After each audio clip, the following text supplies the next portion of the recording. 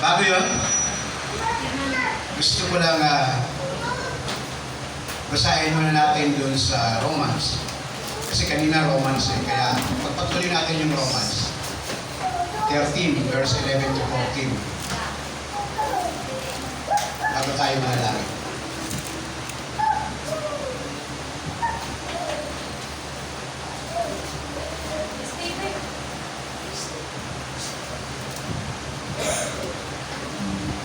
Tayo po ay tumayo at basahin po natin ang Romans chapter 13, verses 13 to 14. Mamuhay tayo sa liwanag at huwag gugulin ang panahon sa magulong pagsasaya at paglalasing, kahalayan at kalaswaan. Romans 11, 13, 11. Verse 11.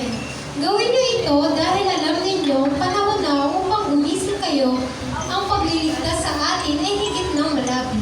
Ngayon, kaysa noong tayo'y unang sumampalataya sa Panginoon, namamaalam na ang gabi at malapit ng lumawan.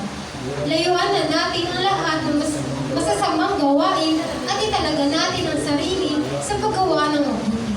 Mamuhay tayo sa liwanag at huwag gugulin ang panahon sa magulong pagsasaya at paglalasing, kahalayan at kalaswaan sa halitan at inglitan. Gawin ninyo ang Panginoong Hesukristo bilang sandata at huwag ninyong pagbigyan ang laman upang masunod ang mga hilig nito. Amen. Tayo po ay maupo at tayo po ay manalangin. Panginoon namin Diyos, kami po ay misampay lumalapit sa iyo. Nawa, buksan niyo nga po, Panginoon, ang aming mga spiritual na kaisipan, spiritual ears, spiritual heart, Panginoon. Nang sa ganun, Lord, kami, Panginoon, ay makapasok, Panginoon, sa iyo ng trono ng kaluwalhatian. Nang sa ganun kami, Panginoon, ay makaunawa ng iyong salita. Nang sa ganun kami ay mapakinggan namin, malaman namin, Panginoon, ang iyong sasabihin, Panginoon, sa mga oras dito. Lord God, maraming pong salamat, Ama, sa bawat isa sa amin, Panginoon. Kung ano pa man, Panginoon, ang aming mga hindrances, Panginoon, sa aming isipan, nawa, Lord, bigyan niyo nga po kami, Panginoon, ng peace of mind. Nang sa ganun, Lord, kami ay makinig ng iyong salita, ng iyong sasabihin sa oras dito, Panginoon. Ito pong aming dalangin, Lord, sa pangalan ni Jesus. Amen. Yun. Gusto ko lang kunin yung doon sa verse 11, yung tinatawag na panahon na upang gumising kayo. Yun po yung topic natin. It's time to wake up.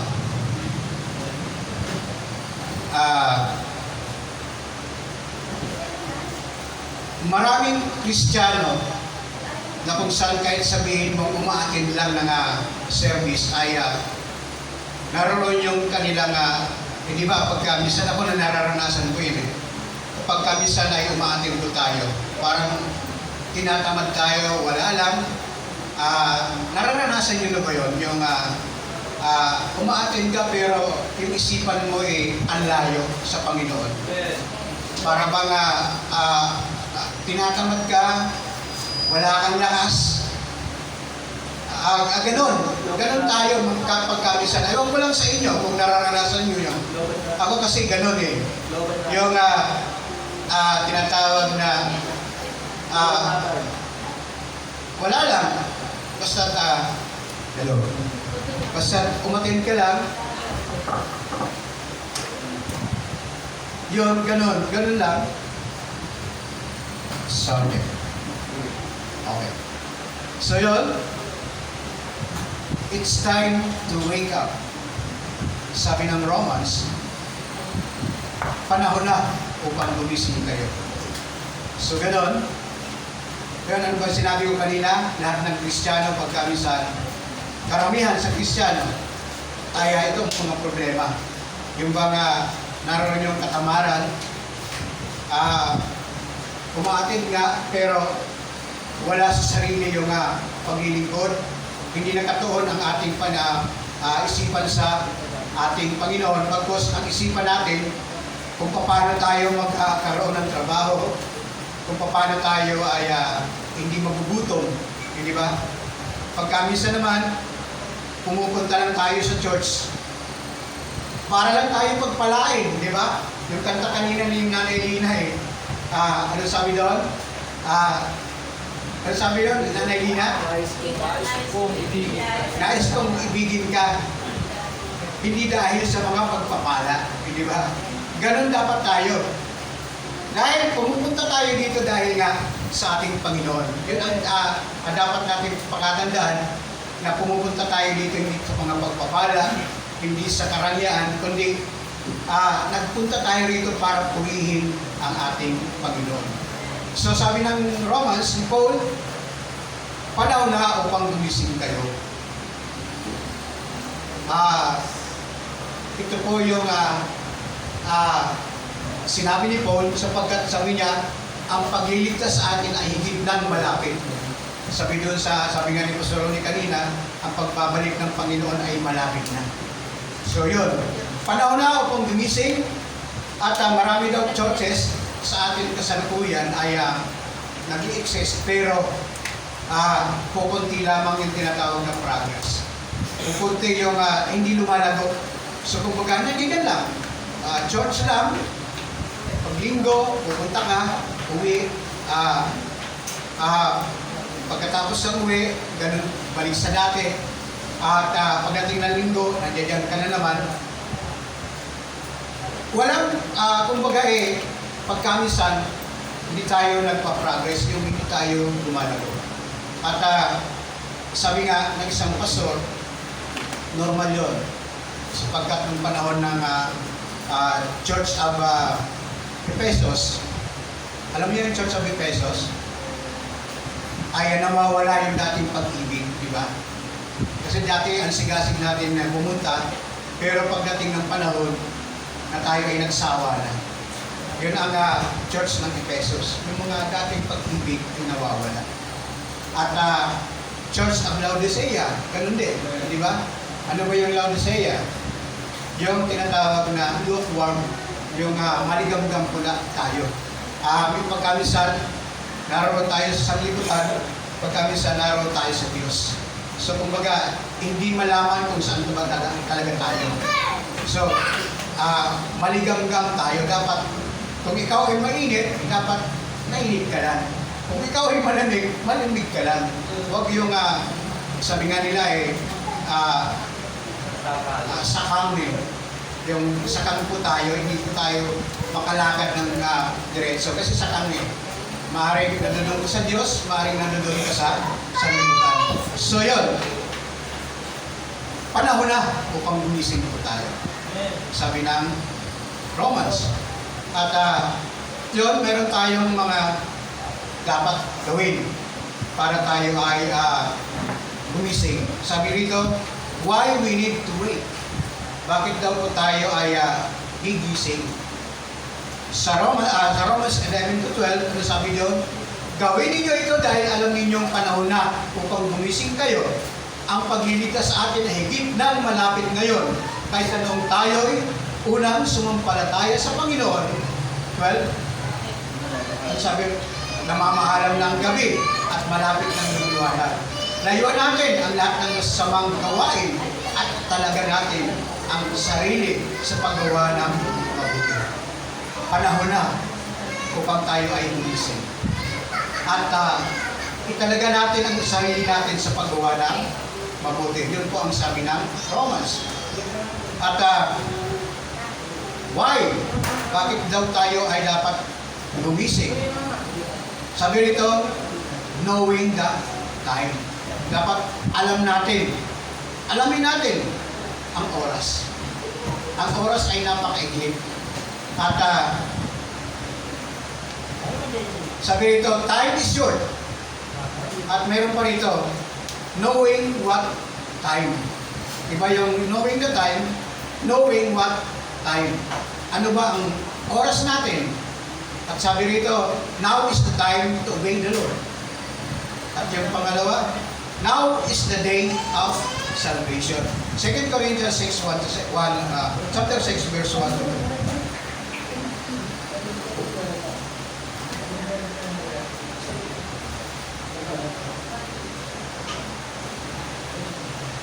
Basahin po natin yung 2 2 Corinthians chapter 6 verse 1 to 2. Yamang kami mga katulong sa gawain ng Diyos, nakikiusap kami sa inyo na huwag ninyong sayangin ang kagandahang loob na ibinibigay sa inyo ng Diyos, sapagkat sinasabi niya, sa kaukulang panahon ay pinakinggan kita, sa araw ng pagliligtas sinaklolohan kita. Ngayon na ang panahon nararapat, ito na ang araw ng pagliligtas. Amen. Now is the day of salvation. Nakikiusap si Paul. Ano sabi doon sa verse 1? Ano sabi yung pakiusap niya? Yamang kami mga katulong sa gawain ng Diyos, nakikiusap kami sa inyo na huwag ninyong sayangin ang kagandahang loob na ibinigay sa inyo ng Diyos. Huwag niyong sayangin ang kagandahan loob na ibinigay sa atin ng Diyos. So ngayon ang panahon na tayo ay gumising. At yun po ang mensahe ng verse ni Paul, na kung saan, now is the day of salvation. Knowing the time and knowing what time, now is the day of salvation. So, ang pagliligtas daw po ay malapit na doon sa verse 11 ng Romans. Kung babasahin po natin ulit, huwag tayong lalay ito. Romans, sabi rito, ang pagliligtas sa atin ay higit nang malapit ngayon kaysa noong tayo'y unang sumampalataya sa Panginoon. Kung papansinin po natin ang panahon natin ngayon, ay sabi nga kanina, napakaikli ang panahon. Linggo na naman ngayon. So, samantalahin po natin at tayo po ay dapat gumising. Huwag tayong tutulog-tulog sapagkat sabi nga sa Bible, at I think sa Ephesians, ano ba yun? Yung redeeming the time for the days of evil. Ephesians, ano ba doon? Basta mayroong verse na yun. Hindi ko lang matandaan. Kung alam nyo, basahin nyo na lang. So, time is short. Kinakailangan tayo ay gumising sapagkat malapit nang dumating ang ating Panginoon. The night is far spent. Ang gabi. Verse 12 na ako, paano na?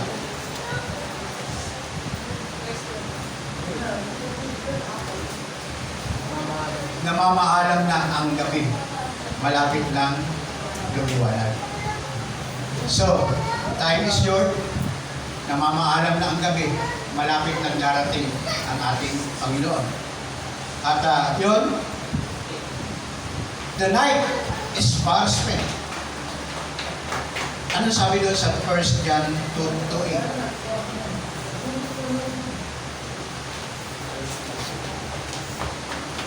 First John chapter 2 verse 8. Ngunit maituturing na isang bagong utos ang isinusulat ko sa inyo, sapagkat napapawi na ang kadiliman at lumiliwanag na ang tunay na ilaw, ang katotohanan may nasaksihan sa buhay ni Kristo at nakikita rin naman sa atin. Amen. Amen.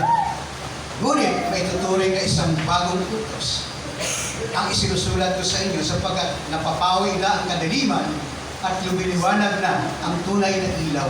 Ang katotohanan ito ay nasaksihan sa buhay ni Kristo at nakikita rin naman sa atin. Kung babalik po tayo doon sa Romans 13, yung verse 12, 13 to 14, yung po ay command. Ito po ay utos ng Diyos. Doon sa 11 is promise ng Lord na tayo po ay dapat gumising sapagkat malapit na ang pagliligtas. Pagdating doon sa 12, 13 to 14, ito po ay utos ng Diyos na tayo ay lumayo sa anumang sabi rito, sapagkat napapawi ng kadiliman, lumiliwanag ng tunay na ilaw, ang katotohanan ito ay nasaksihan sa buhay ni Kristo at nakikita rin naman sa atin. So, yun, ang gabi ay malapit lang lumiwanag. Kapag tayo po ay laging gising, laging nakatuon ang ating paningin, ang ating isipan sa ating Panginoon.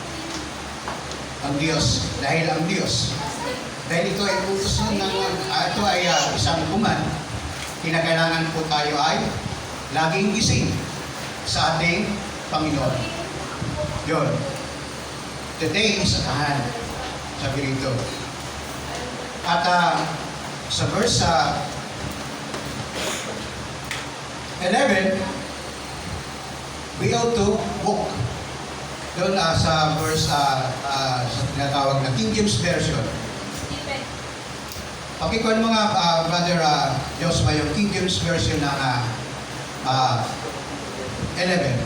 13, Romans 13:11.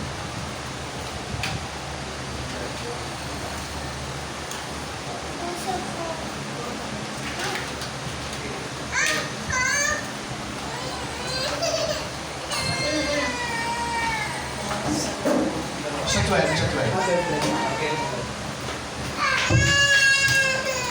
King James ba yan?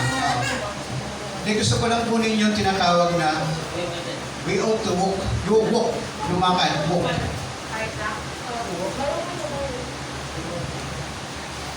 13 ba yun? 13?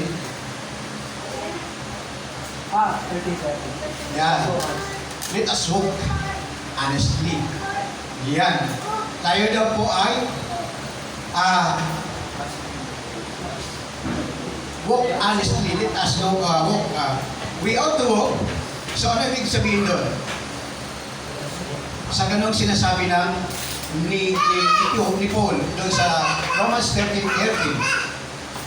Doon sa Tagalog, ano sabi doon?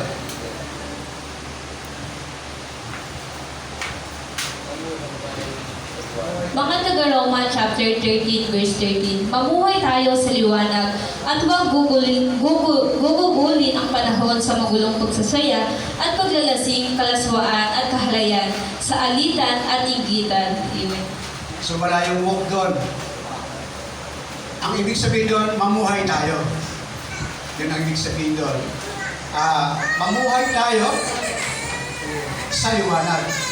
At huwag gugulin ang panahon sa magulong pagsasaya at paglalasing, kalaswaan at kahalayan sa alitanan at inggitan. So, ano ba ang dapat nating lakarin? Casting off works of darkness. Sabi rito. Dapat iwaksi po natin ang gawa ng kadiliman. At yun po ay matatagpuan din dito sa Galatians 5:19-21.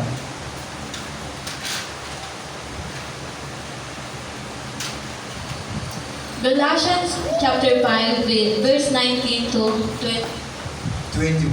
21. Hindi maikakaila ang mga hilig ng laman, pakikiapid, kahalayan at kalaswaan, pagsamba sa Diyos-Diyosan, pagkukulang, pagkapuot sa isa't isa, pag-aaway-away, pagsaselos, pagkakagalit at kasakiman, pagkakampi-kampi at pagkakabahabahagi. Sa pagkainggit, paglalasing, kalayawan, at iba pang katulad nito, muli ko kayong binabalaan. Ang gumagawa ng mga ito ay hindi magkakaroon ng bahagi sa kaharian ng Diyos. So, yun ang babala ng Galatians. Sabi ni Paul, ang gumagawa ng mga ito ay hindi magkaroon Saan ba yung binabalaan? Yun. Muli ko kayong binabalaan. Ang gumagawa ng mga ito ay hindi magkaroon ng bahagi sa kaharian ng Diyos kapag hindi po natin inawaksin yung works of darkness. So dapat tayo ay lumakad at iwaksi po natin ang mga gawa ng kadiliman. Yun po. At sunod, putting on the armor of light.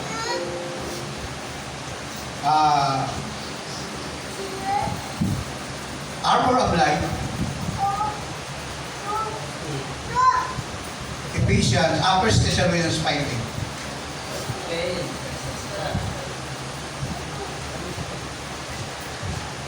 First Thessalonica chapter 5 verse 8. Ngunit dahil tayo sa panig ng araw, dapat maging malinaw ang ating pag-iisip. Isuot natin ang balutin ng pananampalataya at pag-ibig at isuot ang helmet ng pag-asa sa pagliligtas na gagawin sa atin ng Diyos. Amen. Amen. Ngunit dahil tayo sa panig ng araw, Dapat maging malinaw ang ating pag-iisip. Ganito. Isuot natin ang baluti ng pananampalataya, pag-ibig. At isuot ang helmet ng pag-asa sa pagliligtas na gagawin sa atin ng Diyos. Yun po ang dapat natin gawin. Ito po ay command ulit. Sabi rito, ngunit dahil tayo sa panig ng araw, dapat maging malinaw sa ating pag-iisip. Isuot natin ang baluti ng pananampalataya at pag-ibig. Kasi kung wala tayong pananampalataya, hindi malulugod ang ating Diyos. At pagka hindi tayo magkakaroon ng pag-ibig, ay wala rin. Hindi tayo kalulugan din ng Diyos. At yun, isuot ang helmet ng pag-asa sa pagliligtas na gagawin sa ating Diyos. So, ito po yung panahon na tayo ay dapat gumising. It's time to wake up. At sunod, developing Christ-like character. So dapat natin daw ay ma-develop yung ating sarili na katulad ni Christ. Christ-like character. Colossians 3:10-14. Ano sabi rito?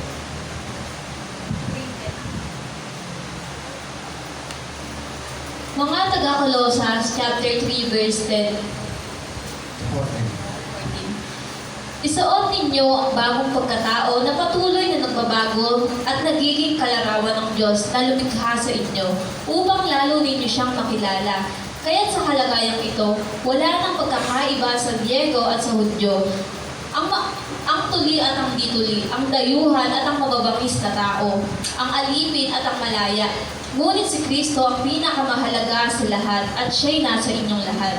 Kaya nga, dahil kayo'y hinirang ng Diyos, minamahal niya at pinili para sa Kanya. Dapat kayong maging mahabagin, mabait, kumbaba, mahinahon at mapagtiis. Mapagpasyensya kayo sa isa't isa. Mapagpatawad kayo kung may hinanakit kayo kanino man. Magpatawad kayo gaya ng pagpapatawad sa inyo ng Panginoon. At higit sa lahat, magmahalan kayo sapagkat ang pag-ibig ang buklod ng ganap na pagkakaisa. Amen. So yun, ang pag-ibig ay buklod ng ganap ng pagkakaisa. Yun po, dapat developing Christ-like character. At yung sunod ay growing in the grace and knowledge of Jesus Christ. Tayo daw po ay dapat lumago sa biyaya at kaalaman patungkol sa ating Panginoon. 2 Peter chapter 1 verse 5-8.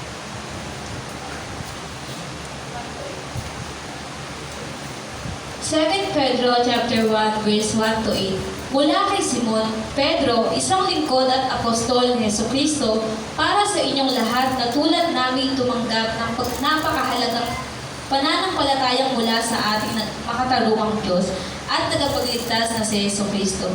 Sumagana nawa ang pagpapala at kapayapaan. May yata, Wala pa iba.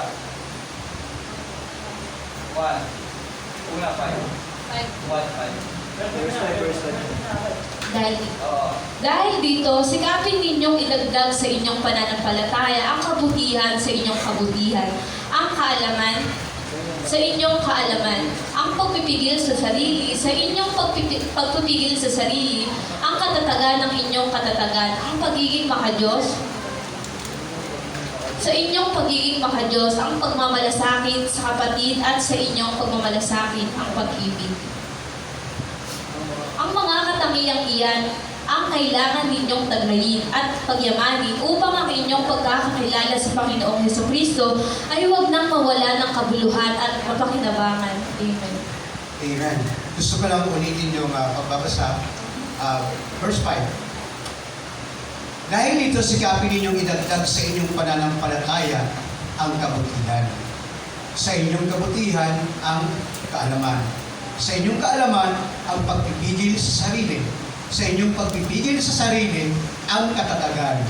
Sa inyong katatagan ang pagiging makadiyos. Sa inyong pagiging makadiyos ang pagmamalasakit sa kapatid. At sa inyong pagmamalasakit ang pag-ibig. Ang mga katangiang yan ang kailangan ninyong taglayin at pagyamanin upang ang inyong pagkakilala sa Panginoong Jesucristo ay huwag mawala ng kabuluhan at kapakinabangan. Gusto ko lang verse 10 nga.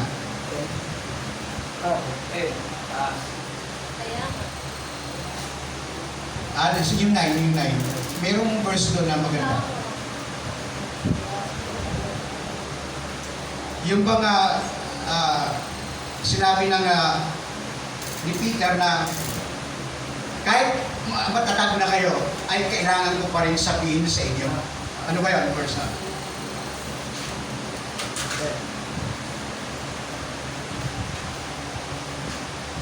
Wala yan, wala.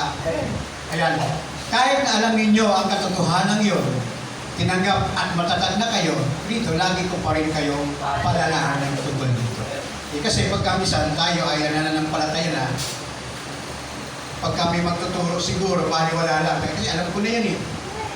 Pero, ang sabi ni Peter, idagdag sa inyong kaalaman. At sabi ni Peter, hindi ko daw siya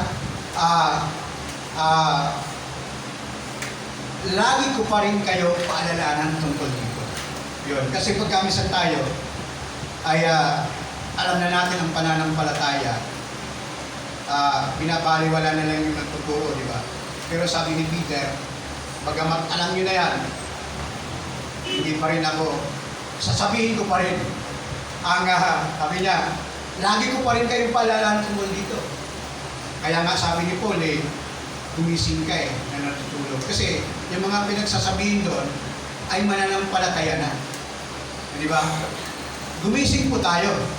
At sabi naman ni Peter, hindi siya magsasawang sabihan pa rin yung mga bagamat alam nyo na yon, alam na natin ang pagliligtas, pero palalahanan pa rin.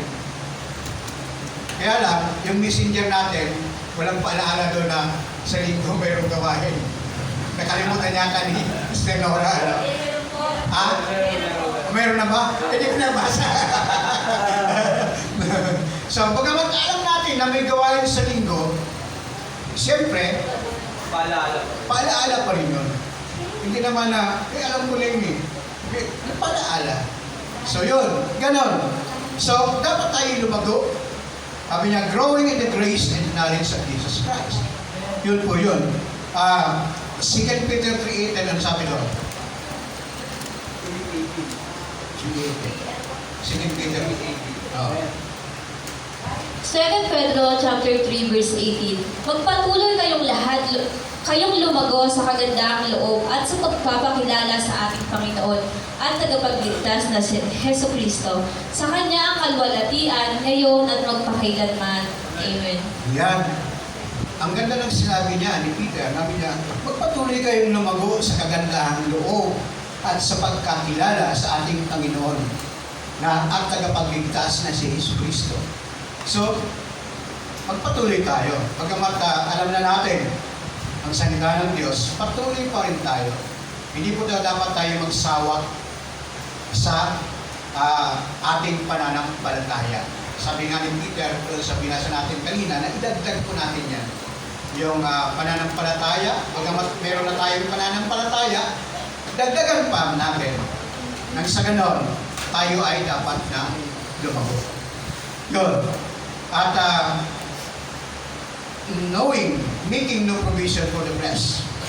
At sabi rito, huwag nating bigyan ng pansin yung ating mga makamundong makalaman na pamumuhay.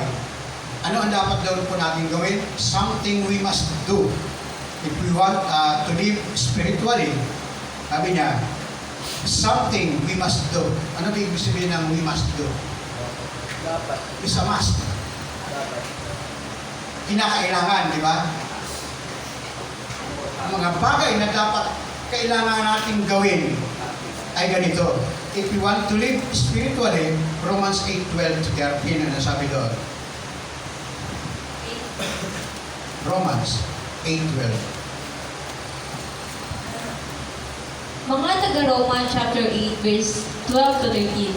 Mga kapatid, hindi na tayo alipin ng likas na hilig ng laman, kaya hindi na tayo dapat mamuhay ayon sa katawang makalaman.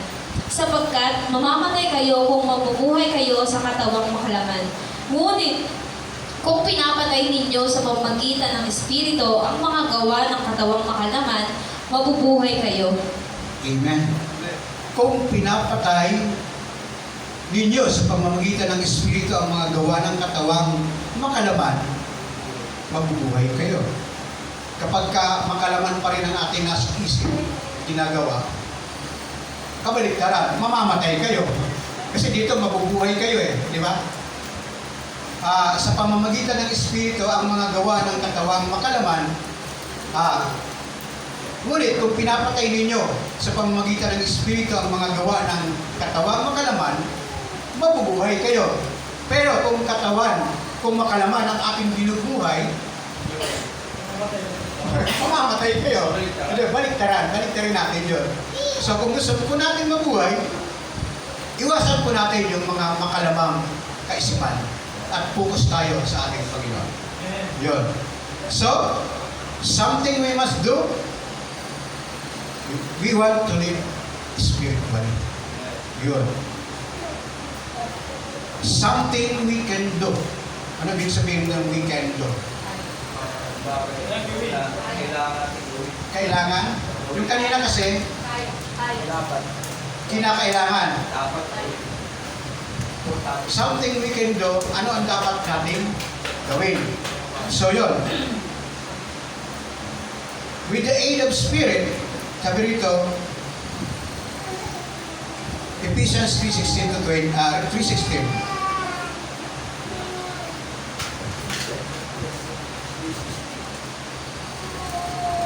Mga taga-Efeso, chapter 3, verse 16. Idinadalangin ko palakasin niya ang inyong buhay espiritual ayon sa kanyang kayamanan at kadakilaan sa pamamagitan ng kanyang espiritu. Amen. So, idinadalangin ni Paul nang palakasin niya ang inyong buhay espiritual. Lahat po tayo ay dapat magdalanginan para yung buhay espiritual po natin ay lalakas. At sabi rito, dinadalangin kong palakasin niya ang inyong buhay spiritual ayon sa kanyang kayamanan at kadakilaan sa pamamagitan ng kanyang espiritu. So, para mapalakas ang ating espiritu, kailangan yung pananalangin na pagkasa. Yun. At with the aid of God's providence, 1 Corinthians 10 verse 13.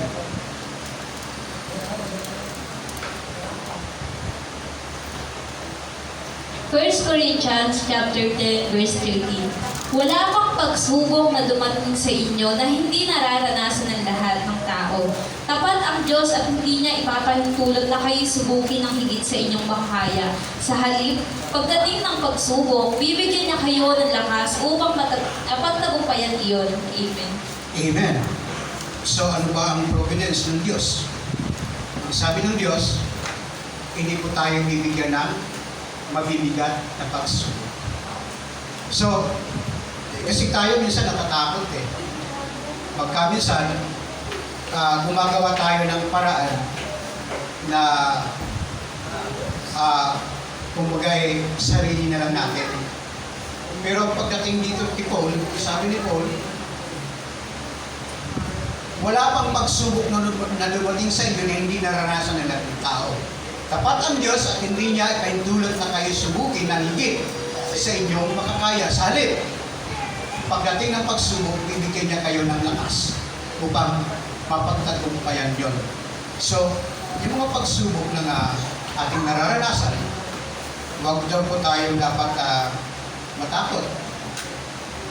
Dahil ang Diyos naman ay hindi nagbibigay ng pagsubok na hindi po natin makakayanan. Kaya nga pagkamisan, dumarating din sa buhay ko yan. Pagkamisan, ako kasi ganun naroon yung takot ba? Na, wala akong trabaho, paano ba yung pagkain namin? So yun, minsan naalala ko ang Diyos, bigla akong nagising ay Diyos pala na ang mga pagsubok na to ay ay kumbaga kakayanin ko. Yun po yun. So lahat ng mga pagsubok ay ang Diyos ay hindi po tayo bibigyan ng hindi natin makakayanan. Pagkos bibigyan kayo ng lakas upang mapagtagumpayan yon. Kaya nga ang prayer ko lagi Lord, bigyan mo po ako ng lakas sa magpagsubok. Kasi kung mahina po tayo, babagsak. So ang dapat nating prayer, Panginoon, bigyan mo po ako ng lakas upang mapaglabanan ko yung mga pagsubok na dumarating sa aking buhay. Yun po yun. So, ganon. With the aid of watchful prayer. 1 Peter 4 verse 7.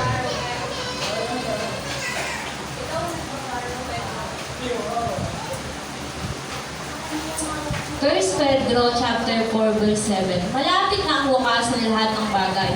Kaya maging mapagtimpi kayo at panatilihin malinaw ang inyong pag-iisip upang kayo'y makapanalangin. Panatilihin ang ating malinaw ang iyong pag-iisip upang kayo'y makapanalangin. Kasi kung magugulong ang ating isipan, hindi tayo makapanalangin. So kinakailangan panatilihin malinaw ang ating pag-iisip. So yun, ang dapat nating gawin. With the aid of watchful prayer. Doon sa, ganito pa rin sa 1 Peter 5 verse 8. Chapter 5 naman. 1 Pedro chapter 5 verse 8. Maging handa kayo at magbantay. Ang dyablo ang kaaway ninyo ay parang liyong umaatungal at aali-aligid na naghahanap ng masisila. So, maging handa kayo at magbantay. Sa pamamagitan ng ano? Sa pamamagitan ng panalangin. Kaya nga, dahil ang dyablo, ang kaaway ninyo ay parang liyong umaatungal at aali-aligid, naghahanap ng masisila. So, gayon. So, sa pamamagitan ng with the aid of watchful prayer, panalangin, ay kaya nating talunin ang dyablo kung tayo laging mapagbantay. So, napakahalaga ang prayer. Lahat ng ating problema, kailangan ang prayer. Lahat ng ating gagawin, kailangan ang prayer. At sabi rito,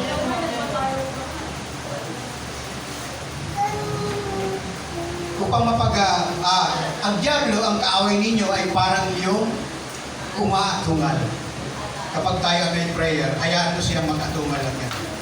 Diba? Tayo ay hindi magagapay ng dyablo dahil sa ating panalangin. Yun. At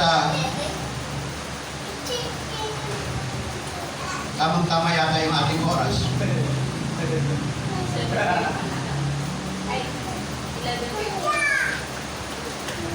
Yan. Aware kasi ako sa oras.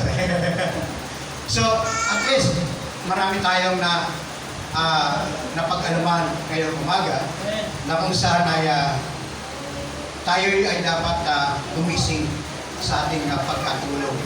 Maaaring tayo ay umaatin ngayon, hindi kasi kasiguruhan na tayo ay umaatin ay malakas tayo eh. Di ba? Kung papansin niyo po, ako ganun eh. Kasi ganun kasi ang aking sarili. Umaatin ako dahil, kasi ba eh, kailangan eh. Pero yung kaisipan mo sa Diyos, wala eh, nawawala eh. Malayo. So, kinakailangan kapag ka ikaw ay pupunta ng church, ang isip mo dapat lagi sa Panginoon. At hindi lang sa church, sa ating pang-araw-araw na buhay. Kapag tayo po ay nananalangin sa umaga, lagi tayong nakafocus sa ating Diyos. At sabi nga kanina doon sa kanta ni Brother Daniel, sabihin mo sa Lord, yung kanta, ano ba? Puso, yung puso, ano tawag? Ah? Gaya ng dagat na hindi napapagal sa pag-alo. Kausapin mo Diyos, nagaya na ang dagat na hindi napapagal sa pag-alo. Usapin natin ang Diyos sa pamamagitan ng pagkanta. Di ba yung pagkanta, hindi yung pagandahan ng boses. Ang pagkanta ay kakausapin mo ang Diyos. Panalangin. Dapat may panalangin. Kapag ikaw kumanta, puso ko'y iyong sinisiyasat. Talagang damahin mo yung kanta. Hindi yung kumakanta ka dahil magaling ang boses mo. Hindi. Dapat yung kanta ay damahin po natin nang sa ganun ay makausap natin ang Diyos. Kasi kapag kaharap mo ang Diyos, tapos yung kanta mo ay nakaganon ka lang, nakatalikod, wala, hindi ka papansin ng Diyos. Di ba? Hindi na kailangan pagka kumanta ka, harapin mo ang Diyos. Face to face. Lord, ikaw ang aking Diyos. Yun. Lalong-lalo na sa ating pagkakamayan, napapansin niyo ba? Pag nagkamay tayo, di ba walang kabuhay-buhay? Kailangan pag nagkamay ka, face to face. Eye to eye. Dapat. Di ba? Napakaganda. Kasi ako kasi, yung aking instinct kasi yun sa akin, ang tawag doon. Kapag ikaw ay kumamay sa akin na gano'n, parang wala kang feeling. Parang wala lang. Nakukuha ko kasi na-deserve ko yung tao na pagka kumamay. Wala lang. Hindi pinahahalagahan yung pagkamay mo. Diba? Ganun din sa Diyos. Kapag ka kumanta ka, ibigay mo, Lord. Oo. Hallelujah, Amen. Brother Rodolph, praise God, Hallelujah, Amen. Diba? Ganon, dapat. So, gumising po tayo. It's time to wake up. Yun po ang sabi ng Biblia, ng Romans. Tayo po ay gumising dahil malapit na dumating ang ating Panginoon. So, purihin ang ating Panginoon na marami tayong natutunan sa umagang ito. Sa Diyos ang ating papuri at nasasalamat. Tayo po ay manalangin. Panginoon namin Diyos, kami po ay nagpapasalamat sa iyo at nagpupuri. Maraming salamat sa iyo, Panginoon, at sa iyong banal na Espiritu na nagtuturo sa amin sa mga oras na ito. Nawa sa aming napakinggan, magkakaroon kami, Panginoon, ng pananampalataya sa iyo. At patuloy namin idagdag, Panginoon, ang aming pananampalataya sa aming natutunan ngayong umaga. Ito pong aming dalangin sa pangalan ni Jesus. Amen.